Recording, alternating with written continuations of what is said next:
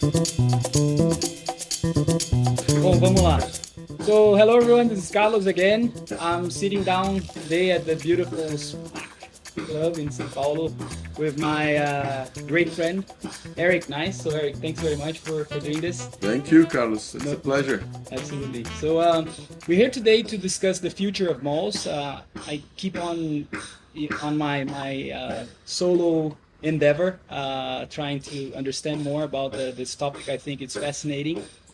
Last week I sat down with the folks from VTEX and the Retail Hub, and today we're gonna have. I'm here to pick the brain of Eric Nice on the subject. He's also developing an amazing project on the future of malls. So Eric, before we get started, I always like to start with the big picture. So I think it would be nice if you could introduce yourself. Who's Eric? A little bit about ADLIB, or I don't know how you that's fine. Speak that in English. And then we get to the future of malls and your views on the subject. So again, thanks very much, and let's get started. Okay, wonderful. Thank you so much. Well, my name is Eric Nice. I used to work in Europe. I worked in London for Ericsson. So my background is from the telecom industry.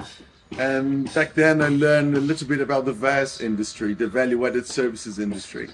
And when I came back to Brazil, and I returned to Brazil after a few years, I saw the opportunity to work with shopping centers, shopping malls. And I saw within the shopping mall the opportunity to really add value to a very traditional industry, which is the shopping industry. And I realized that there was a lot to do in the digital world. I mean, the feeling I have is that the shopping centers, well, I'm talking specifically about Brazil, they haven't evolved much from the 60s, the 70s. They're always doing things in the same way. And what happened is that because of the financial crisis and everything that happened in Brazil, sales, they start to decrease, and they start to have some problems. So there was a lot of pressure in terms of we have to bring new things. We have to think outside the box in order to get our revenues back to where they were, or even improve them. And it was a fantastic challenge. And what we did is that we did this project with Cyrella Commercial Properties, CCP.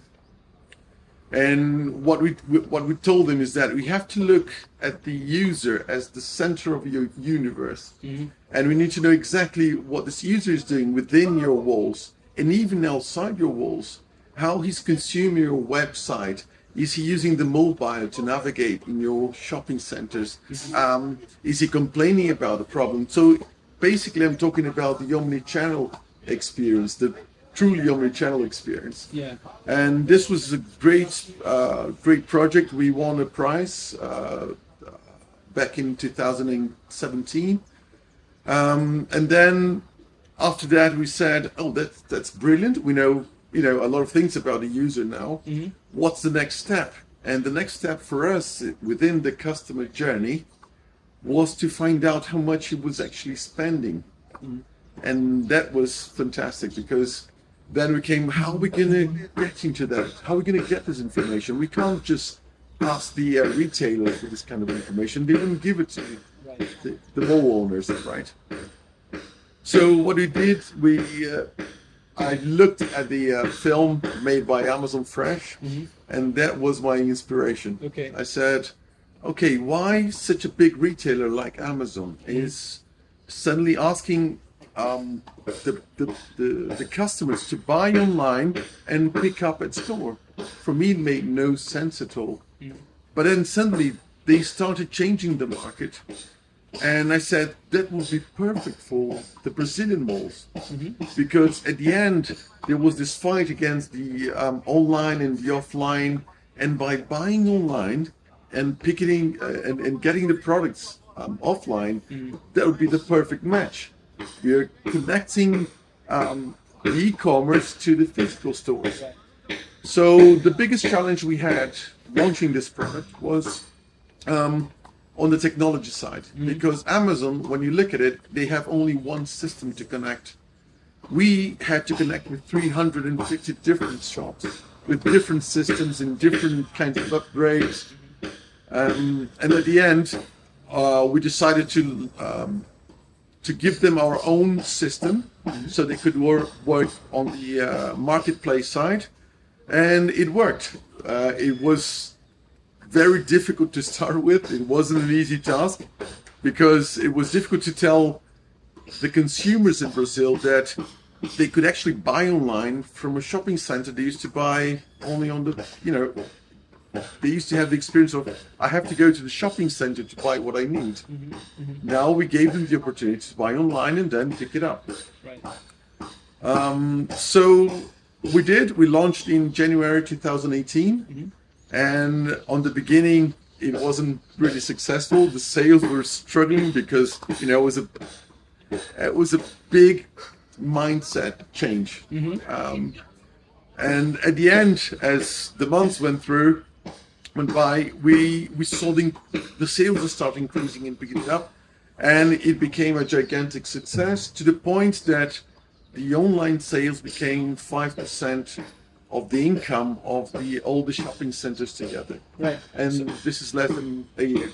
Very nice. So what you have today is a marketplace. Your system is a marketplace. It's a marketplace. For offline malls or traditional malls, right? That's correct. And what your marketplace is doing is enabling the shops, the offline shops, to offer the experience for myself, the user, to either buy it online. Just to buy it online and pick it in store. That's absolutely right. Yeah. And the shoppers, they love the experience because if you think about the shop itself, they depend on the person walking in front of the shop in order to, get the attention. Now we brought them to the online world. So, because they purchase the product before they go to the shopping center, once they enter the shop, they have already bought the product, and it's up to the retailer just to do a kind of upsell and increase the opportunity that was already given by the e-commerce. Yeah, it's very interesting. So I think we're talking about technology, legacy systems, as also, I think you saw the LinkedIn, you made a comment on an interview I did with Tomac. That's right, yes. Legacy systems, your technology, and the future of malls. Yes. And so I would like to cover these three aspects. You said that if we talk about legacy systems and what is the current state in Brazil, so how many malls are you actually covering today? I think it's important. And what is the current state of retailers? Because as I understood, what the insight you had was to offer like a layer instead of trying to connect, right? Like, so you have a layer to make it easier for everyone, also for yourself to integrate with everyone. So what is the actual state today of retailers and malls? Because I think that's the mall is the customer, right? Yes. Can you comment on that? Absolutely. So we started with 6 shopping centers, and this was a project that it took us a year to actually learn a lot about it. The state of the system it was really a challenge. I mean, before taking the decision of developing our own system, we did a bit of a market research on the retailers to see if it was worth developing our own system. But we found out that they all had different suppliers and they all used to work with and I mean, if we had to develop or integrate it with all this legacy, it would take us, I don't know, perhaps 2 or 3 years, and we would lose the momentum for, developing the product. So it was a challenge to explain to all the retailers how to use a different system, but once they understood, everything went all right, went really smoothly. Nice. So legacy systems, check, covered. The state of the malls. You also mentioned that we have about 700 malls in Brazil? More or less, yes. And then you're covering today 6-7 malls? Yes, that's correct. So it's a gigantic market for us to explore. What is the challenge you face with the decision maker when you have to? Because I was talking to the folks at Utex and the retail head company as well, and they said that when they sit down with the people at the mall. Usually, obviously, the decision comes like on the top, Yes. but the president has no idea when it comes to technology. So there's usually a CDO, which is good when there's a chief digital officer. But there's a lot of these decisions that sits with the IT guy or IT professional. So we're not misogynist. It sits with the IT professional, and the IT professional sometimes can be a harsh sell. Right? So I'd like to understand the challenges that you have to face when it comes. You have to overcome when it comes to shifting the mindset and really saying, hey, this is the future. It's about experiencing. It's about Well, by my point of view, the best thing that happened to the shopping centers in Brazil was the financial crisis. Okay. It's simple as that, because when you have a crisis, you have to get yourself outside your comfort zone. It happens in shopping centers, it happens to us, it happens to everybody, right? And this is exactly what happened. So there was a lot of pressure for, please bring me innovation, bring me another way to bring a different kind of revenue. How can I really help the retailers to increase their sales? How can I really partner with them and give them the tools in order to increase their sales? And this kind of conversation was wonderful. We really sat down in several meetings to think about the retailer. Where was the problem with this guy? Why this guy was not working online already? Because even the retailers in Brazil had difficulties going online. So it was a way to help the shopping center to bring new revenue, and at the same time help the retailers to put them online in order to offer them new revenue as well. Yeah. So it was a win-win situation. So I think that was the challenge. Did I answer your question? Did I? Yeah, you did. I mean, but when you sit down in a meeting, you're saying that they understand, like they need new revenues. Yeah, because basically, But still, are they afraid? That's my question. Maybe yes, they are very much afraid. Speaking. If you think about it, where the shopping centers get their revenue from the square meter where they rent it out, and some of the shopping centers from parking space. It's perfect. Right? This is where they get their revenue from. What we're telling them is that, okay, you're having problems with your square meters here. You have a lot of shops closing. This was the reality for the past 2-3 years. Yeah. Here, you had the parking space also losing a lot of revenue because of Uber, because of 99 and all the apps. So I told them, you have the opportunity to have a third line of revenue. Right. And now even we brought the fourth line of revenue. Which is? The third line being the marketplace itself. And the fourth one, which is a project that you will find out first, you'll be the first one to know, is that we are offering the shopping centers to get revenues on the financial transactions within the malls. For example. Now they're getting revenue on the e-commerce, okay? Yeah. But now they will become a kind of white label financial institution. Okay. And I believe that will be big. It doesn't mean that they will become financial institutions. We're bringing a set of companies that are already financial institutions. We're just going to brand it as the shopping center. We're going to put a lot of service within this financial, Like the wallet. like the wallet I was talking to you about it earlier on. I hear you. No. So this is a big Nice. part of our strategy, and I think this is going to add so much value because, as I mentioned before, the online business only brought around. We only saw kind of 5% of the entire revenue tops. So there's 95% of the revenue still coming from the physical world. Right. And this is where we want to be part of it as well. Perfect. But 5% of the revenue, I mean, popped in like a year.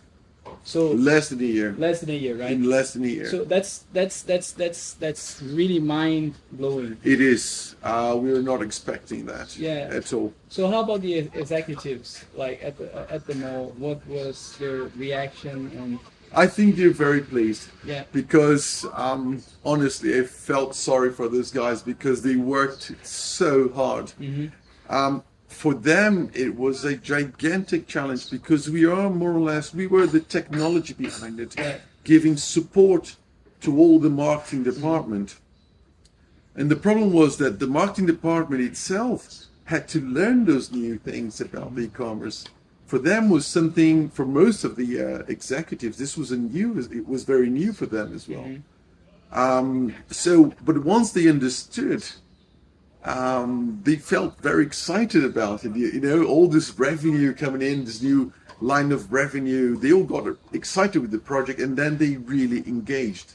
On the beginning, it's a lot of, oh, I don't think this is going to work. Yeah. You know, how can we mix the e-commerce with the physical world? This hasn't been done for the past 40, 50 years in this country. And once you see the numbers coming in, things change. yeah. So for any, let's say, retailer out there who's watching this interview now and they have a shop within the mall, can you walk us through a process? How would it look like? Like I go to, for example, I would go to Higienópolis Mall here. Then I would log my phone on their marketplace there, and then I would start my experience. Can you? Oh no, your experience actually starts at home. And that's the beauty of it. Okay. When we took over the digital assets, the website, the mobile, we saw that 70% of the users, the shopping center users, were accessing the shopping center before going to the shopping center because they wanted to know what's going on there. Do I have some events going on? So they access the site. The website. They access the site. So it said, I mean, if 70% access the site before they go, that's the opportunity to start offering them, start a journey. Yeah. So basically you would be at home saying, oh, what I'm going to do tomorrow. You start browsing your phone on the shopping center website and you say, oh, I can buy that. I can buy this t-shirt, I can buy this whatever. And I would buy it and go next day, or we have actually a week to go there and pick it up. Okay. You don't need to go next day. Yes. Okay, perfect. I see a lot of room for other technology like search in special. Right? Absolutely. Search has to be relevant. AI needs to be there as well. Very interesting. Artificial intelligence. You need to start a conversation with the with this user and AI. We have a product, our API server. It's called Concierge Digital, digital concierge, right? Which means that our main objective is to have a big AI platform that can answer all the users. Okay. As we can't have it this one person doing this for, a few thousand people, we would have to use artificial intelligence. Nice. Eric, I think we are on 20 minutes. It's usually 25 max. Okay. So, but it's pretty good. Very Thank you. insightful. Very nice. Very good. To wrap this up, what's your view on the future of malls? What's going to happen? Specifically in Brazil. Yeah, this I is think the it's- market that I can really talk about it. I'm extremely confident of the future of shopping centers in Brazil. Okay. I think most of it is that because we have the chains that we have here, the administrators are extremely competent and knowledgeable executives in the industry. The only layer missing, which is the digital, they're already learning how to absorb this into the infrastructure. So this is extremely positive, and they're already seeing the benefits. So it's a no-brainer, right? I think things will develop and things will increase. We have a new year starting here. The economy is picking up again. So Brazil is, has all the right ingredients, as far as I'm concerned, to have an extremely successful growth for shopping centers. apart from all the security that brings in a country like Brazil, Right. for families going to be entertained in the shopping center, movies, etc. So I think it's just the perfect set of conditions to be extremely successful. To your success. To our success. Thanks, Eric. Thank you, Carlos. It was a pleasure. Likewise. Thank you all. Likewise. Thank you.